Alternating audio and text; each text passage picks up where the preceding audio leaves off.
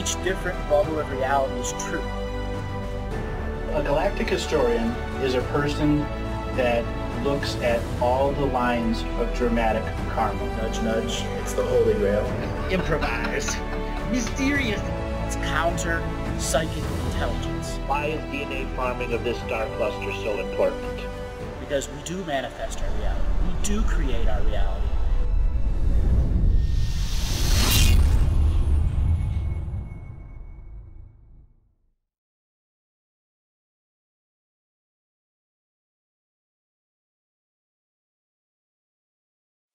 So what other kind of questions you got?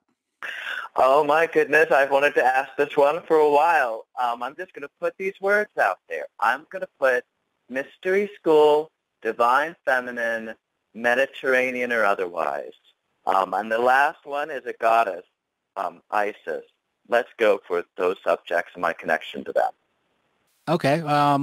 One of the things that I talk about when it's the Isis and the divine feminine, it's about knowing divine sexuality and bonded sexuality with the original rules of reality before anything that was imported there, and is known as the cult of Isis, and where they taught the Kundalini exercises many millions of years ago, and it was survived down and down through many generations until about 21,000 years ago, where the cult of Isis actually was invaded soul-wise. There was dark rituals that were done where some of their masters, their souls walked out and dark souls walked in, and there was this great day of betrayal. And this is where hundreds and thousands of the masters of the cult of Isis, which were sacred sexuality, sacred feminine, sacred masculine, and equal co-creation with the earth, those masters were killed off and put into the waters of life that were below the temple of Isis. That's in the Egyptian region. And since that point in time, there has been no mystery school that has taken over. The original purpose of the cult of Isis was to strictly teach how to give birth to divinity beings and how to be a divinity mother and father in union and communion with the earth, separate than anything that was imported here. Strictly the earth imprint of giving birth at the sacred masculine and feminine level. So you have been looking for mystery schools hundreds and hundreds of lifetimes that were going to recreate the original purpose of the cult of Isis, but none of them exist because we are stuck in this hierarchical system. When the cult of Isis was destroyed, it was actually destroying masters forward and backwards in time, so that there would never be a natural birthing lineage here of the major sacred masculine and feminine spirits with an imprint of earth only. This is why so many souls came here to earth from other places, which was to bring the teachings of the sacred masculine and feminine to the surface population, because the surface population had literally been disconnected from its natural incarnation grid and connection with this world. So yes, you've been in many mystery schools, always looking for the greatest way to find a masculine and feminine bond that ultimately gives birth to divinity children. Unfortunately, many of those lifetimes, you just made it up as a sex slave, because only the top at the top of those mystery schools ultimately understood the sexual prowess and sacred neutrality that was needed. And because the world was in a hierarchical order run by money, none of those mystery schools at the foundational level could have ever taught that process in the previous iterations before the time frame that we are in now. Because there was always abuse that was going on, because it was so easy to abuse and for it never to be reported because of the hierarchical order. In the times that we live in now, can mystery schools be retasked into this purpose?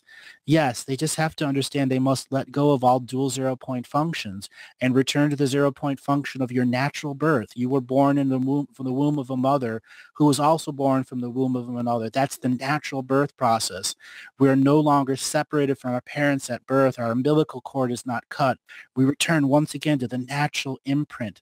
When those teachings begin to come forward with the power of sensual touch without sexual relation, is when the cult of Isis, which is the bonded masculine and feminine, is going to return, as well as the third, fourth, and fifth options of sexual prowessness or orientation.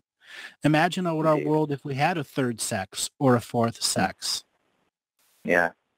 That is the very nature of those mystery schools that were seeking the very highest form of spiritual procreation.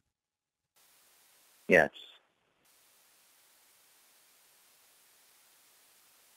So, Andrew, then, as a segue, is my soul imprint the way I'm built? Can I be that? Can I be that beacon?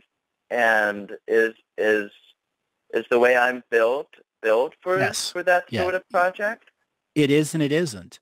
As I told you in your private session, you've got both the masculine and feminine simultaneously in you, and that's kind of unique for where you're at. Yeah. But you still need a mate and a companion and a partner. Got it.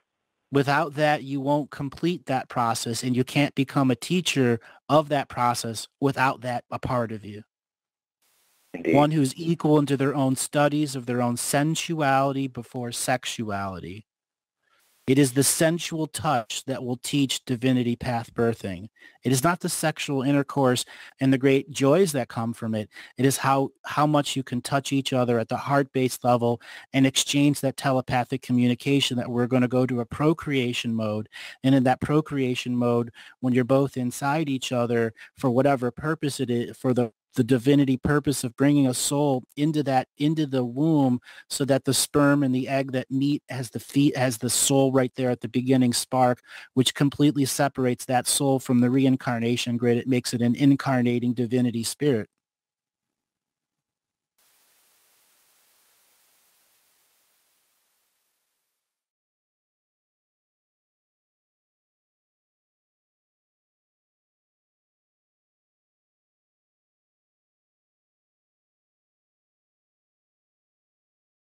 Maybe Andrew can help me understand why I've been researching what's happening on the planet within the solar system and the galaxy. I've been hungry for that knowledge, not to share it, but to. Are you familiar? To share it. Are you familiar? What am I supposed to do with all this? I'm going to read your Akashic records. Are you familiar with Isis, the Queen of Isis? Yes, very. You were an Egyptian priest of Isis that used sound to Roberta Herzog, you know who she is. Yeah, I know. Anyways, you would use sound to access the Akashic records of people that needed healings. And this was about 16,000 years ago, so it wasn't the concept of Egypt itself. It was still the mid to falling range of Atlantis, where beings from other galaxies were trying to defend Earth from a great invasion that was coming. And you were using the sound to enter the Akashic records of refugees on this planet. For a while, about 150 years, there was a time people that were dying from other parts of the galaxies were brought here because the healers were here. And you were one of those healers. And as you began to access the Akashic records to help heal these people, because that's what you did, you began to notice a common, almost imperceptible theme that Earth was doomed, and you didn't want it to be doomed. And I'm being rushed by this energy because you knew right then and there, you saw the future. You connected to an Akashic record of a person that was a future traveler from the future to the 16,000 years in the past, and you opened the Akashic records of a person in the future, and you got to experience everything that went on for the next 18,000 years. And it was a massive download for you at that time. And as you finished that lifetime, you were on your deathbed telling everybody they wouldn't believe you. And now you're in this future lifetime doing the same thing, okay? The world isn't ready, but you've already accessed your Akashic records to the point where you know this is true. You hear my voice because I went through something very similar to you, except I did it on other planets on a much bigger scale. And as you open your Akashic records, you're going to realize you're very similar to me, except you came here to be the sacred feminine Akashic reader. Men are a little different for you in this life. You're here to heal women. And there will be men that come to you that want to be women this lifetime. And you specifically will access the Akashic records of other planets through other mediums like me or Brenda or any of the others, so that a male spirit that wants to be a female spirit after the change can do that in a method and in a manner that does not hurt their spirit or their spiritual contracts. You're going to be reconnecting the sacred feminine to those people that needed to be feminine this lifetime. Yes. Goodness. Go ahead. Oh, my goodness. Yes. Okay.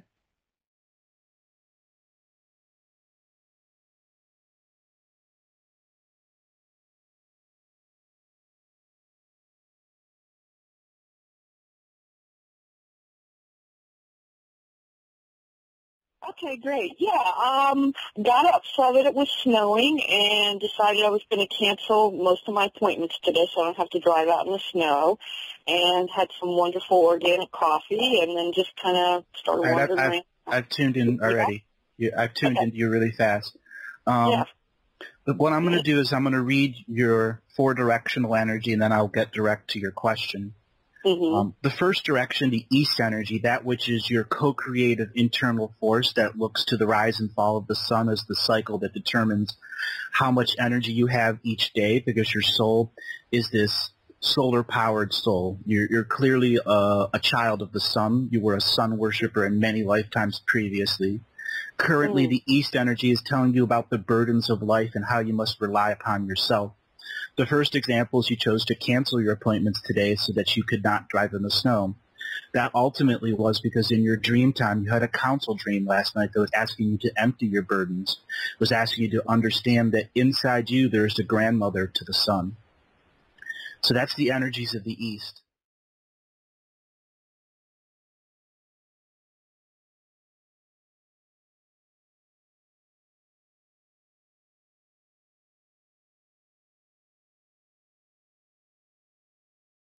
So now you know you are already a healer with food. Mm-hmm. Now, the third grandma, this is the key. This grandmother is much, much, much older, and she's related to the queen of Isis of Egypt. And in a past life, you were a royal court chef. You were basically third in line to the king or the queen when it came to power, because what food you put onto their plate was pre-tested for poison, had the love inside it, as well it was capable of imbuing the next level of sovereign magic into that person, because each piece of prepared food, you had a student under you that was mastering a specific type of emotional energy that when was imbued into food was then imbued to the person that ate it, so that they could have incredible spiritual experiences when they were in these echo chambers of the Queen of Isis.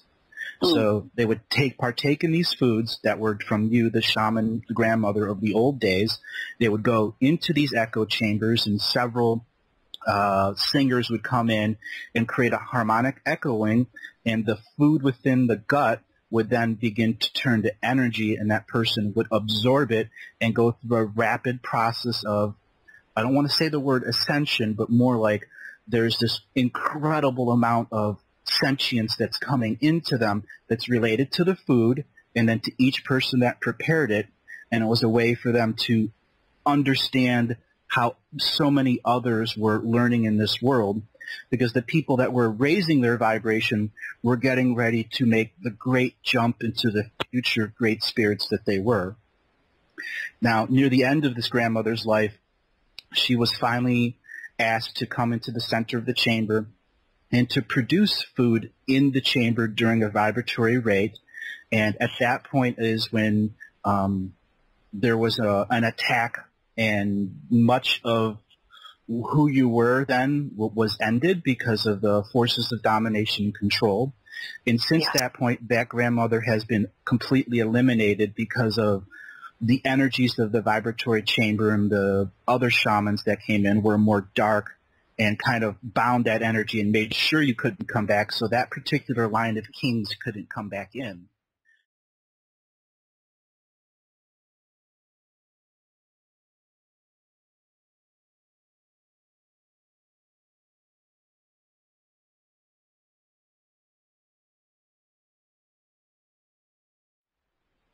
Okay. What modes of healing have you done? Reiki, acupressure, anything to that effect? No, I never had any training. I just, at the same time that I was working with Melchizedek in 2000, I was told to go back to Atlantis where I was a high priestess and remember that lifetime and just bring that energy into the present, and I would know what to do.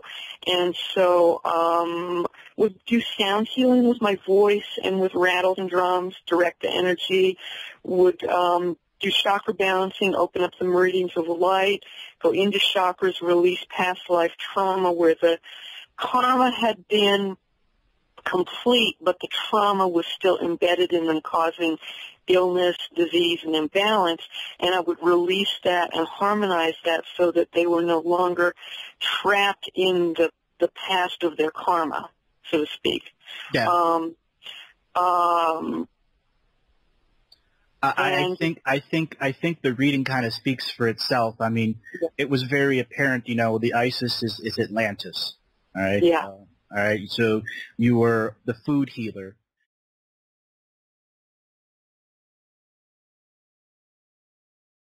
And this has been really wonderful, and I really appreciate it. You're welcome. So Okay. I got one more question. Yes. It's about when you first had your major experience in healing somebody's past lives. Mm-hmm. They want me to ask you about that. Actually, it was my first experience was on me, and I had chronic low back pain and sciatica. I went to a psychic healer, and he went back to sometime after Atlantis, where I had been publicly executed through being anally impaled, where they greased a stick that was pointy and stuck me on top of it and let it, impale me up till I was dead. And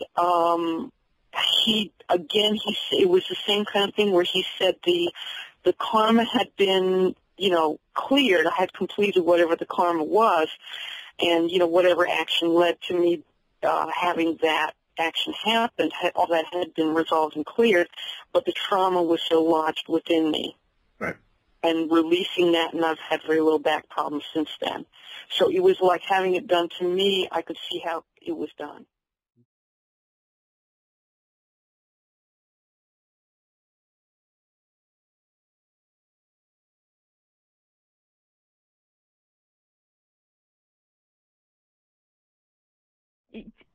You didn't really touch on this before, and I'm very interested, but I've always had this affinity for, something to do with a group of sisters, and I know there's a Pleiadian 7 sisters, and, I live near the Three Sisters Mountains. Is there anything that you're picking up on that?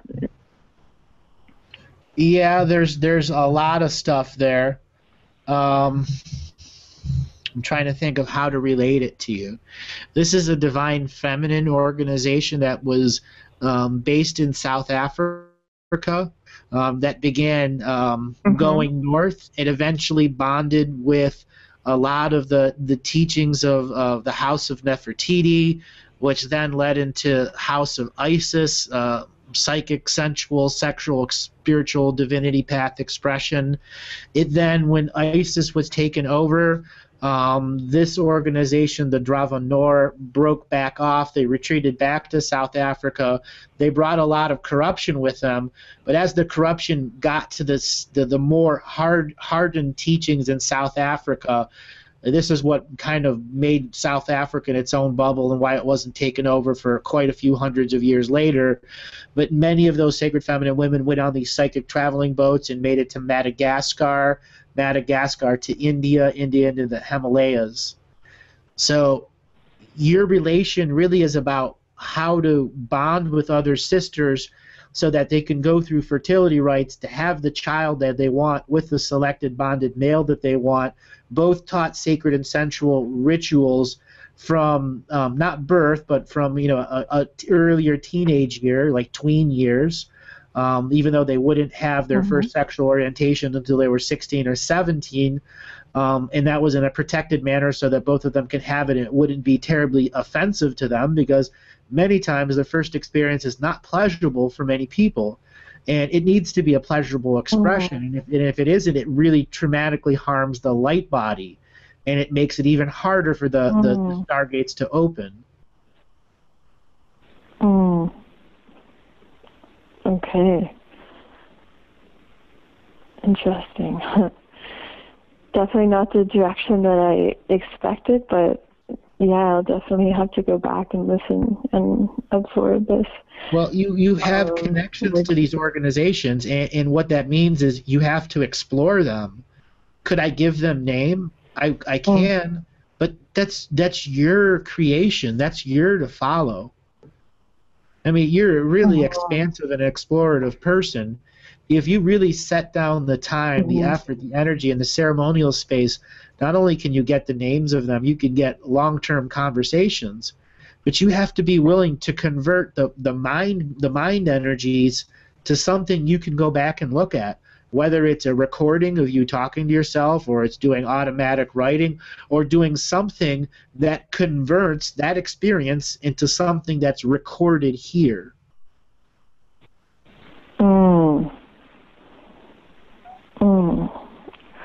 Okay. That's why crafting and putting tools is so important, that your mind gets connected into creating these consciousness exploration devices. Well, I have got to move on to the next caller. This has been a really, really fun reading. Okay, awesome. Thank you so much, Andrew, and everyone listening. So thank you so much. Thank you.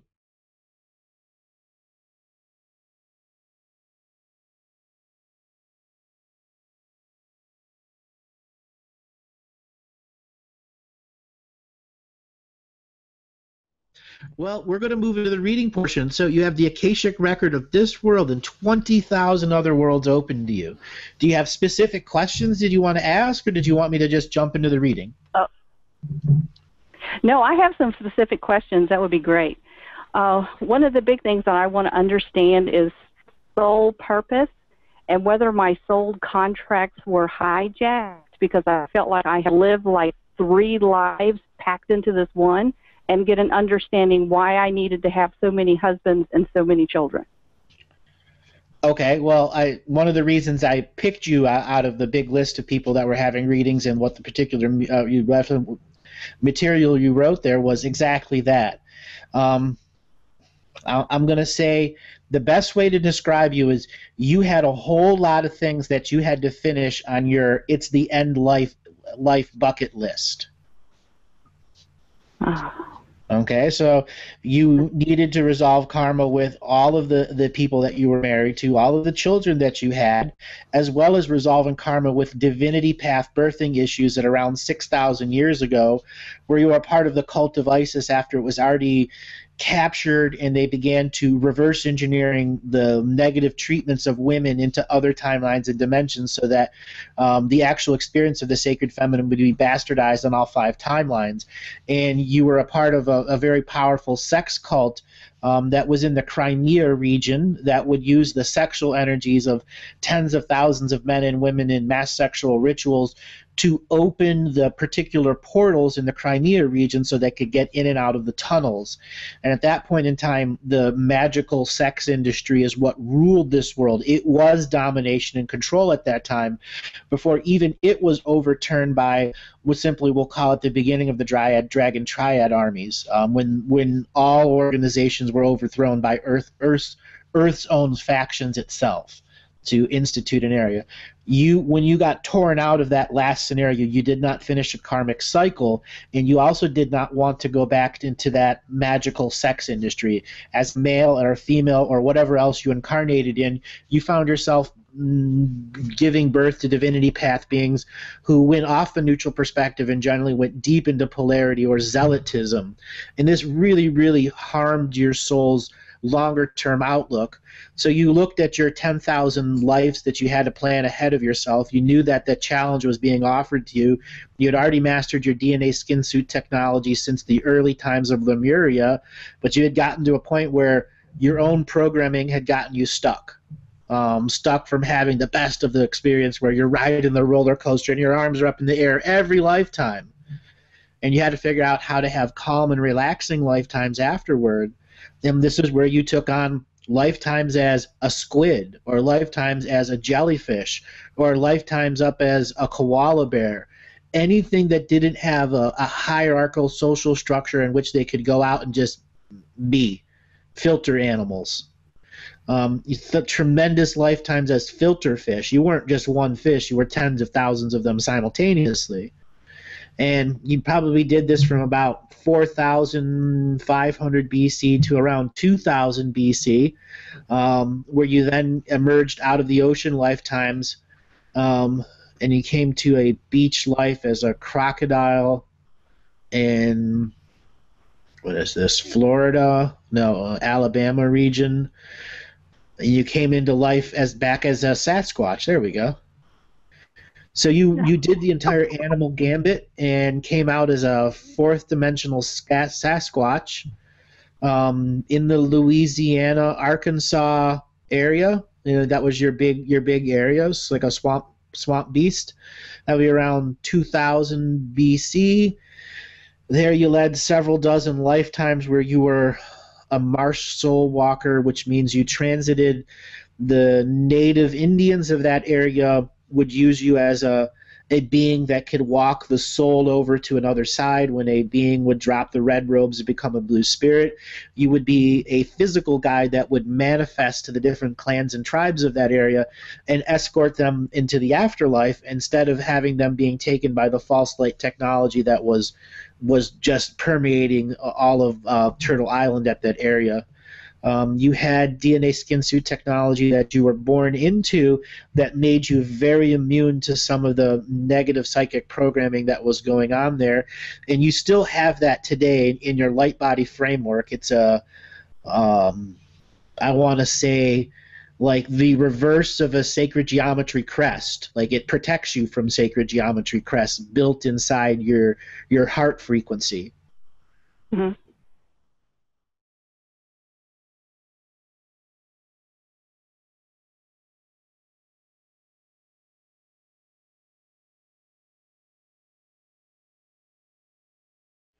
Okay, and in contrast to this, the water, I want to just quickly tell you something and see if you have an impression about it.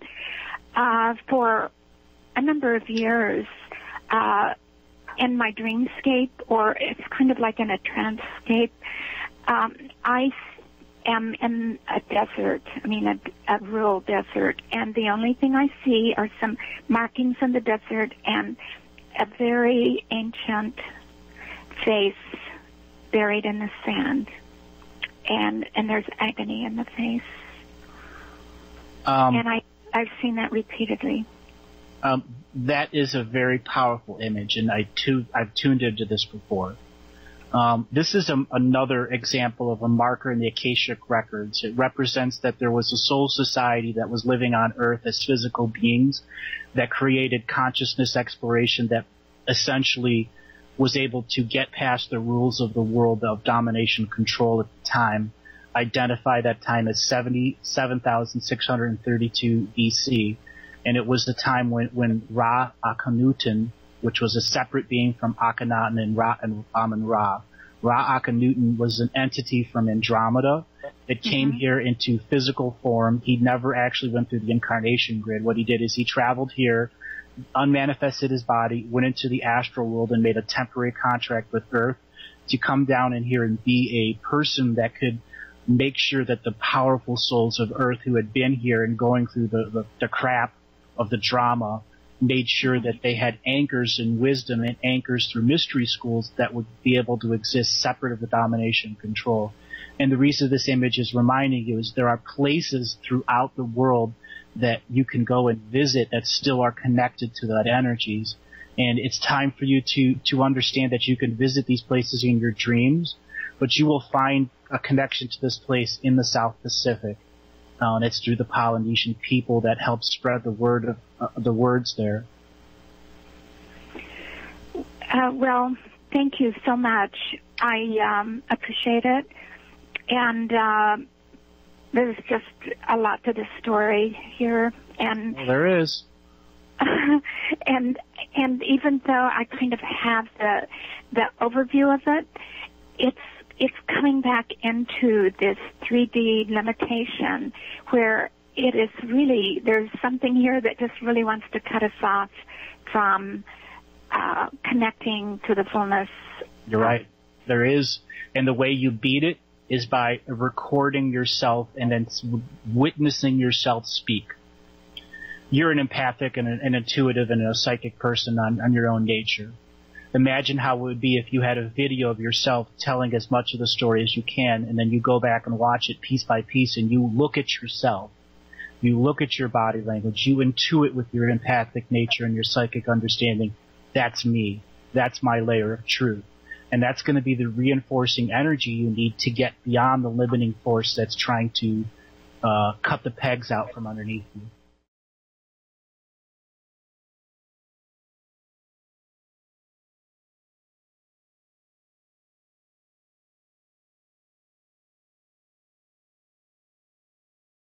Andre, are you there? I am. How are you, mate? Good. How you doing today? Great, thanks. I thought I'd just call in about and dig a bit deeper about that pharaoh, not Akhenaten, but the other one that you had earlier on. I'd be interested to hear a bit more about that. He's a very, very special being. In how do I describe him? He is similar to Thoth, but he came with a very distinct, different purpose. He was meant to start mystery schools that were held secret, that would be a part of the tribes of man that would have to take over and be a part of the dark times that took over. Example, the Germanic tribes, the Irish tribes, the Russian tribes, the Chinese tribes, the African tribes, all of them learned through these private mystery schools, private mystery teachers that came through him. So much of the tribal wisdom we have is based off of these mystery schools that were spread to these people through the fire, actually. And through the knowledge that the fire is a portal to all spiritual energy that's located in the Earth's North Pole, because that's where you enter the dream time. And it taught shamans how to access the dream time through fire, separate of the system of domination and control. It was also taught how you could use the fire to camouflage people so they cannot be identified as powerful beings. So the mystery of that energy is truly about understanding that the fire, in the wisdom of the fire, is how we empower ourselves with knowledge and wisdom of other tribes and other campfires in other worlds. Because there are other fires on other planets that you could also connect to, and the fire is that special of a power. Very interesting. In the past you've had a caller, and it was one that stands out for me, and she was a lady that was in the ISIS sort of mystery school. Mm-hmm. I remember. And she had a vision of the darkness coming. That 7,700 years BC, was that after the darkness or before? That was before the darkness. Long okay. People like that when they have the visions, it's because they understand the nature of the change that was coming, and they're able to predict it thousands of lifetimes ahead of time. And that's what some of the very powerful souls have been doing for a long time. They've been predicting, like a chess game, 1,000 moves ahead of time, what the dark forces were going to do. But there are... Sorry, mate. Sorry. Go ahead. Yeah, no. So this very advanced soul was laying the groundwork for what was to come, essentially. Yep, laying the groundwork and making sure that it wouldn't be forgotten and it was passed on into oral traditions. No worries. You've got another caller, so go to them if you want. Right. Thanks, mate.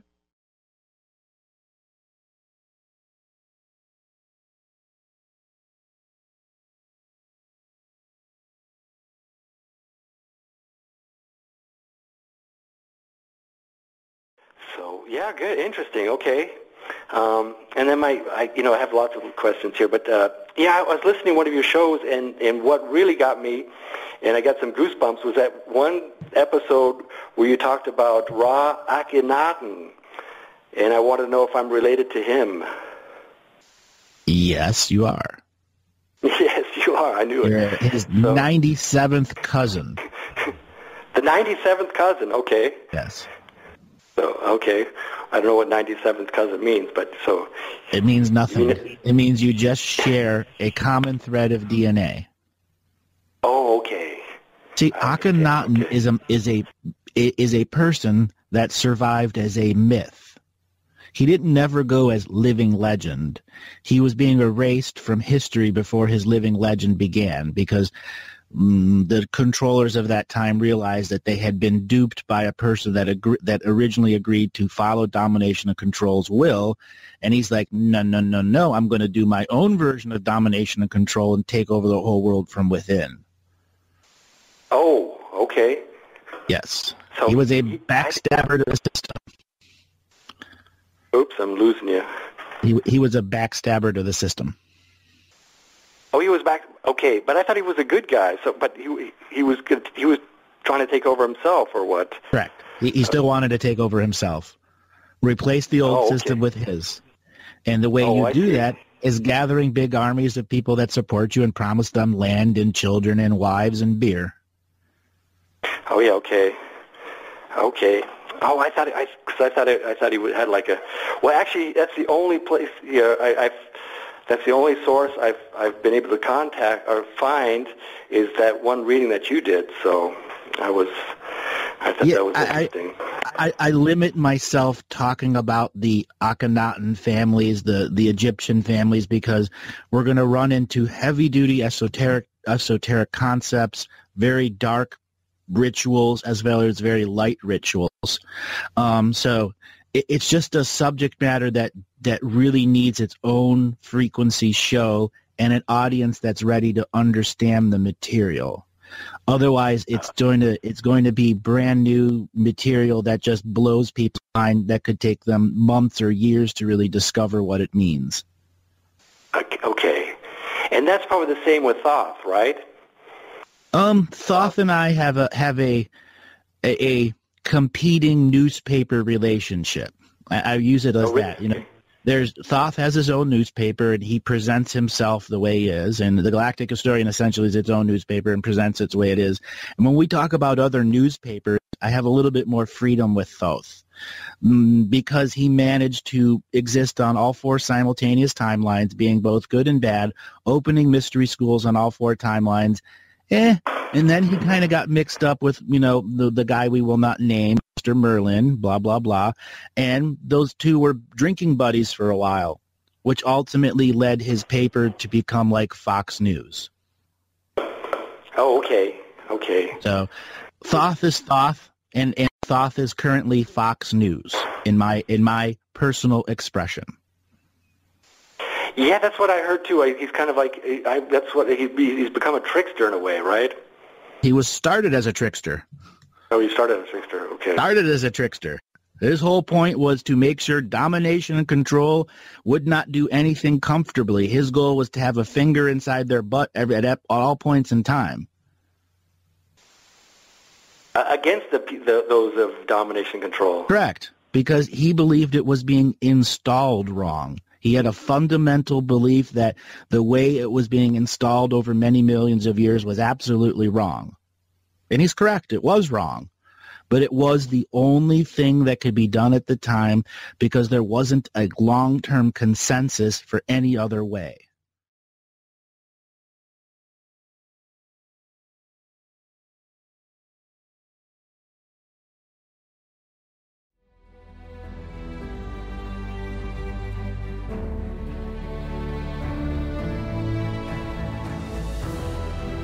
Each different bubble of reality is true. A galactic historian is a person that looks at all the lines of dramatic karma. Nudge, nudge. It's the Holy Grail. Improvise. Mysterious. It's counter psychic intelligence. Why is DNA farming of this star cluster so important? Because we do manifest our reality. We do create our reality.